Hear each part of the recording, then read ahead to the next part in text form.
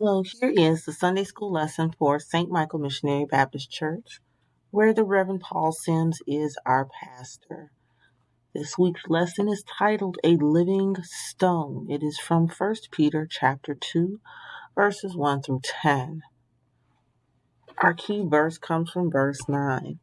You are a chosen people, God's special possession. God called you out of darkness into his wonderful light. God's Word. Therefore rid yourselves of all malice and deceit, hypocrisy, envy, and slander of every kind. Like newborn babies crave pure spiritual milk, so that by it you may grow up in your salvation.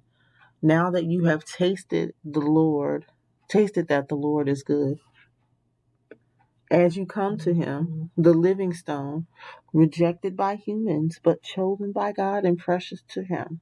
You also, like living stones, are being built into a spiritual house to be a holy priesthood, offering spiritual sacrifices acceptable to God through Jesus Christ. For in Scripture it says, See, I lay a stone in Zion, a chosen and precious cornerstone, and the one who trusts in him will never be put to shame. Now to you who believe, this stone is precious, but to those who do not believe, the stone that the builders rejected has become the cornerstone, and a stone that causes people to stumble, and a rock that makes them fall. They stumble because they disobey the message, which is also what they were destined for. But you are a chosen people, a royal priesthood, a holy nation, God's special possession, that you may declare the praises of him who called you out of darkness into his wonderful light. Once you were a people, but now you are the people of God. Once you were not a people, but now you are the people of God. Once you had not received mercy, but now you have received mercy. Bible story. In today's scripture lesson, Peter tells us that we should get rid of our feelings of hatred. We should not pretend to be good while being dishonest, jealous, or talking about others behind their backs. We should think about how kind the Lord has been to us. He keeps us from all types of evil. It's time to grow our faith. Peter challenges us to come to Christ, who is the foundation on which God builds. Christ is very precious to God, who has chosen him above all others. Because of this, we have become living stones for God's use in building his house. We are holy priests and should offer God those things that please him. The scripture says, See, I am sending Christ to be the chosen cornerstone of my church, and I will never disappoint those who trust in him. Jesus is very precious to those of us who believe. Those who reject the stone reject Jesus, who is the cornerstone. He is the most important part of the building. Peter tells us that God chose himself so that we may show others how God called us out of darkness into the light. We are God's own. God's kindness has changed our lives.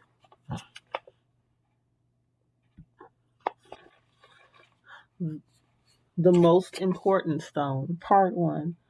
Jordan looked out of the window and spotted Dad in the backyard working. Dad, what are you doing out here? Jordan yelled out the door as she ran out to see what he was doing.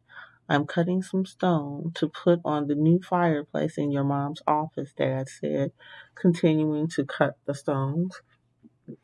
As Jordan stood back and looked at her father's work, she saw a little light shining under the saw onto the stone.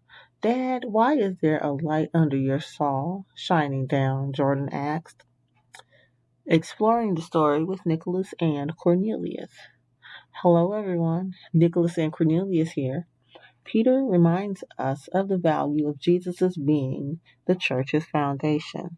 Peter describes how Jesus is a stone that is the foundation of God's church. He is an important stone. We also see this illustrated by Jordan's interest in Dad's stone cutting. While watching Dad, she noticed the light on the saw. What do you think is the purpose of the light?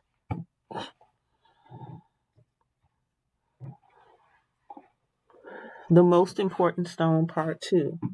That light helps me guide the saw so that I don't make a mistake while cutting the stones. They need to be exact. The stones on the bottom must be correct when I put them together. The foundation needs to be strong, Dad explained. But how do you know how to measure the other stones?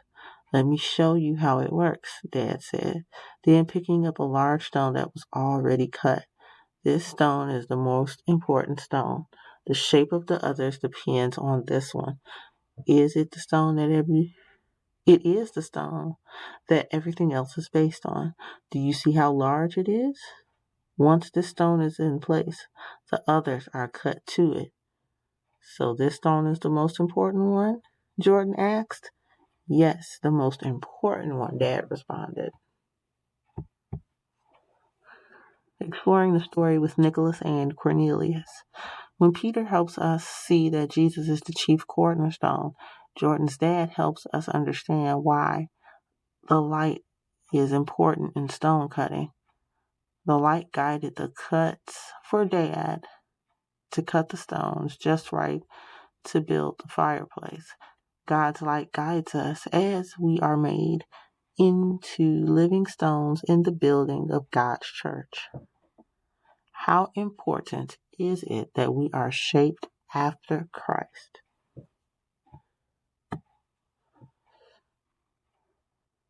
Here are our weekly scriptures for this coming week. Monday, February 27th, we are reading Psalm 28 in its entirety. Tuesday, we are in Matthew 11, verses 25 through 30. Wednesday, we are in Matthew 14, verses 13 through 21. Thursday, we are in Psalm 71, verses 1 through 12. Friday, we are back in Psalm 71, verses 13 through 24. Saturday, we are in Luke chapter 15, verses 1 through 10. Sunday, we are back in Luke chapter 15 for verses 11 through 24. Let us pray. Our Father, who art in heaven, hallowed be thy name. Thy kingdom come, thy will be done, on earth as it is in heaven. Give us this day our daily bread, and forgive us our trespasses, as we forgive those who have trespassed against us. And lead us not into temptation, but deliver us from evil. For thine is the kingdom, the power, and the glory, now and forever. In Jesus' name we pray. Amen.